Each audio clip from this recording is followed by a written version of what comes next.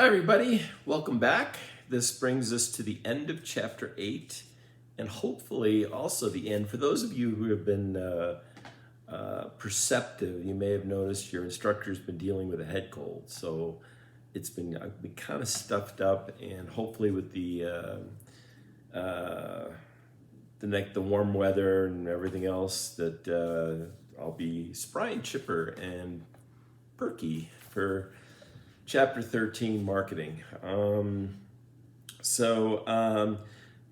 the way, the announcement for Chapter 13 is fairly lengthy, but that's, as I say, there's not going to be a video, okay? So in aggregate, it really should be, you ought to be able to get through that much quicker. It's going to be me doing a little storytelling, followed by an example of the storytelling, followed by another example, and then we'll convene on Zoom and discuss. And then the second part of the Chapter 13 lecture is going to be really the textbook nuts and bolts of how you go about putting together a marketing campaign. You know, what's firsthand market research, primary research, secondary research, things like that all combine to make a successful marketing program. And again, there's so many different variants of it. We're not going to be able to get into all of them, and if you have one you want to know about, please raise it with me. I mean, if there's a certain industry that you're looking at, I'd be glad to open that up for discussion. I'd be happy to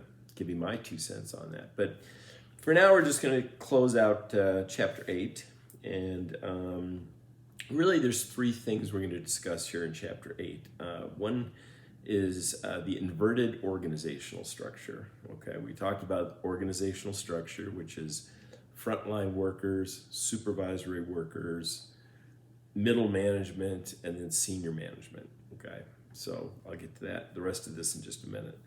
And then we're going to talk about the formal organization versus the informal organization. So the inverted organizational structure. I mean, think for a sec, see if you can come up with an example of an inverted organizational structure where the frontline workers sit at the top of the organizational chain and the CEO sits at the bottom.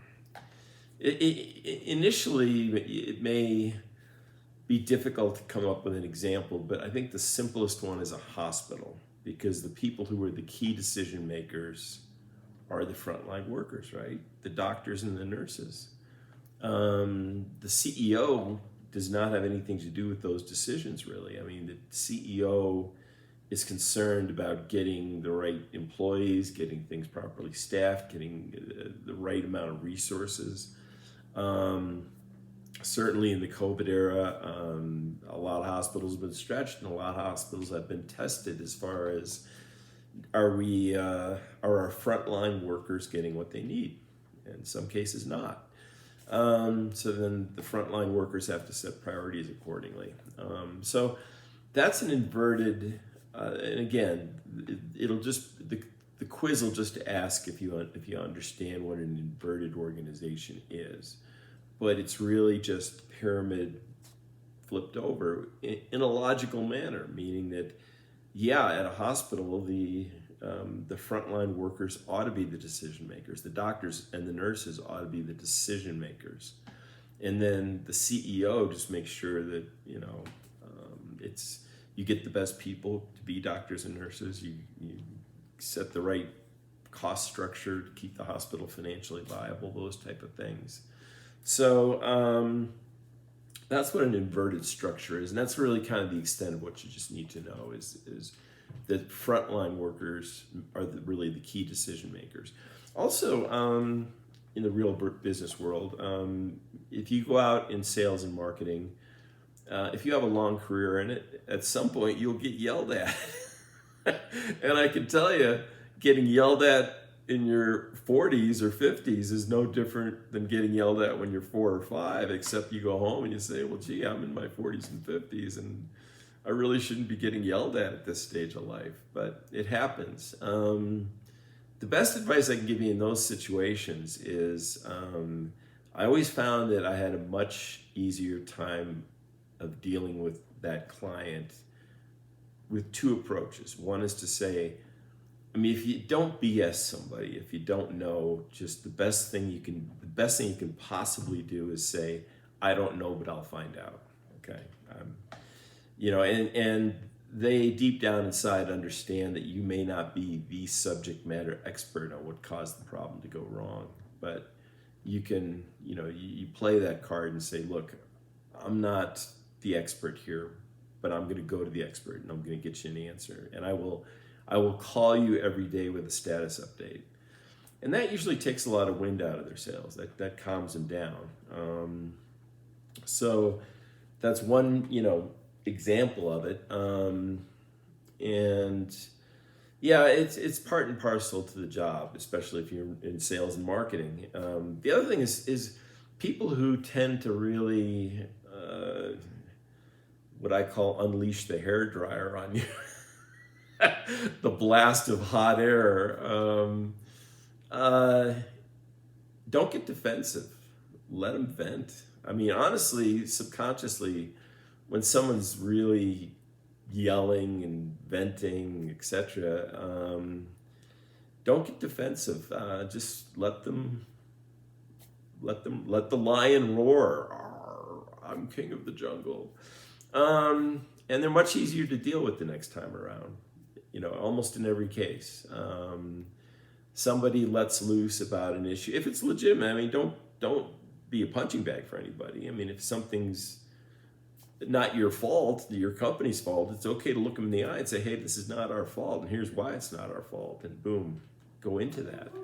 But if it's, if your company did screw up, sometimes you're the front door of the company, and you didn't have any responsibility or connection to the problem, but you're out there in the field, and you're the one that's, taking the abuse for it.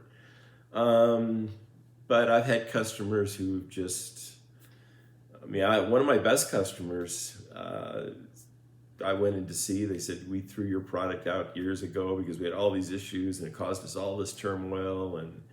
And I'm like, I didn't know that. I'm sorry. I can understand why you're angry. I'd be angry too, if that happened to me or if that impacted my company. So I'm going to find out what went wrong, and I'll check back if that's okay. And I think a week or two later, I went back to see the person and said, hey, I get it. I understand why you're angry.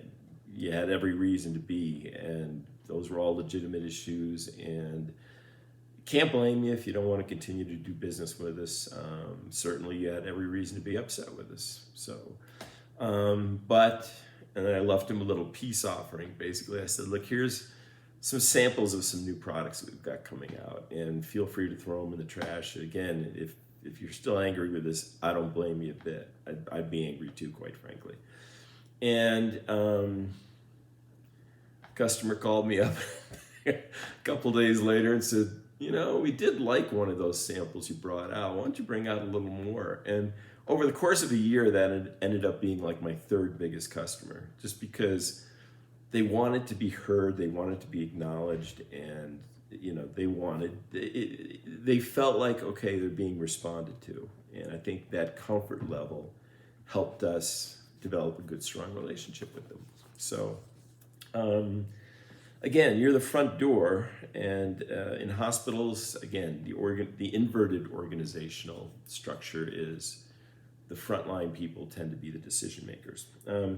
That takes us to the formal organization. That's very quick and simple, which is the formal organization is the organizational chart. And that typically has the CEO sitting at the top, the supervisory management, and the frontline workers, sort of at the bottom. It's now the pyramid's been put back in its normal position, so it goes up like this. If you ever saw a movie called Saving Private Ryan, the field commander is played by Tom Hanks, says, complaints only go up, they don't come down. You complain to me, I complain to the boss complains to his boss, and so on and so on and so on. I don't complain down to you. You get filtered from that stuff. So that's the formal organization is the org chart. Which brings us to the last point, which is the informal organization. Okay, the informal organization is something that Nichols, I like the term he uses. He says it's the grapevine, the nerve center of the informal. The informal organization is the nerve center of a company typically. And what is the informal organization? It's gossip. It's the stuff around the water cooler. It's the beer after work conversations. The grapevine. That's the informal organization. I work with a guy, we used to call him the world, because if you told him something, it was as if you had told the world. You didn't tell the world, did you? Because if you, I'll call him Joe, just to put a name, that wasn't his name, but you know, if you told Joe, it was as good as telling the world, because within 24 hours, everybody else would know, okay? So, but people like that are parts of the grapevine. And when we're going through mergers, when we're going through reorganizations, I mean, you know, mentally it gets draining, because you know something's going to happen. It may or may not benefit you. In some cases it doesn't. And back to the point about it's not your fault, there are circumstances where your job may be eliminated simply because they've decided, okay, we've got these redundant people over here and these redundant people over here, and we need to make a change. So the toughest part is keeping focused while you're waiting for the news to come down. You know, I mean, to some extent, you know, keep your resume dusted off. You know, you may need to be nimble and make a change, and start exploring other opportunities. On the other side, you need to stay focused on your job, because you may be fine and you're worried about nothing, and you can't let your performance tail off. That's the first sign that they'll say, well, okay, this person's performance is starting to taper off. Maybe we need to make a change and put somebody else in that spot. So, but the informal organization is the gossip column, for lack of a better way to say it. And, you know, it's, again, if you're going through a merger, the frustrating thing is not getting any news. You know, I mean, I had a boss one day storm out of his office saying, I wish they'd just lie to us. I wish they'd just tell us something. They don't tell us anything. And of course, everybody's imagining. As with any aspect of things, when you don't know something, you don't hear anything, your imagination starts to run wild, right? That snowball rolls downhill and gets bigger and bigger and bigger. And that's the bad thing about an informal organization, is rumors and innuendos, and those things can just massively explode. So if you're at the top of the pyramid, try to communicate as best you can. Now, sometimes that's not possible, but that's the informal organization. That will be on the quiz too. You know, Nicholas said that's really an important aspect of an organization, is the chatter or the gossip that exists and flows within the organization. So I'm gonna leave it there. I think we've had a pretty good week, and marketing, like I said, there's a lot of meat on that bone. That's a favorite topic. And like I say, the first part is going to be setting the table, giving examples of successful marketing campaigns. And then the second half is going to be what I call the wood behind the arrow, the processes that lead to the development of a successful marketing campaign. And as always, open that up to questions, but we'll keep it close to the script of what's going to be on the quiz, especially in the second part of chapter 13. So with that, I bid you adieu for this week, or this chapter, and see you soon.